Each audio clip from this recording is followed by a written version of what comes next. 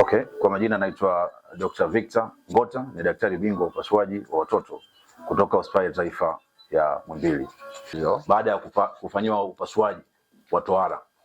Lakini sasa of course mgonjwa kama utafanya tohara kwa mgonjwa ambaye ana changamoto hiyo ya hemophilia bila kuweza kujua kwamba ana changamoto ya hemophilia, basi manake ni kitu ambacho ni hatari sana, kwa sababu mgonjwa atavuja damu mpaka anaweza kupoteza maisha.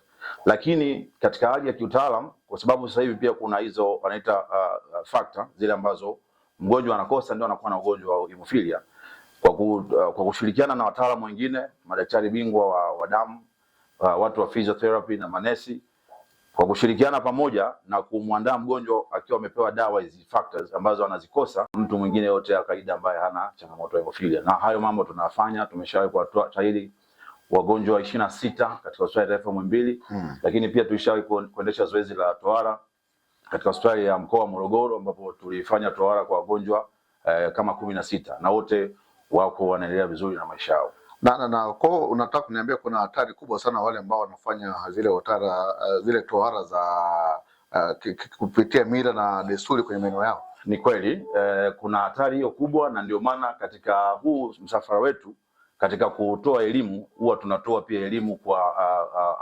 waganga wa tiba asili, waganga wa jadi na wale wote ambao wanahusika kwenye haya mazoezi, kwamba huwa tunawafahamisha tu kwamba mnapotokea mnataka kufanya hiyo issue ya upasuaji tohara katika ngazi ya kijamii, basi walete vijana tuweze kuwafanyia vipimo hospitali, na endapo wataonekana wala changamoto, basi wanaweza kuendelea na mazoezi ya kufanyiwa tohara bila changamoto.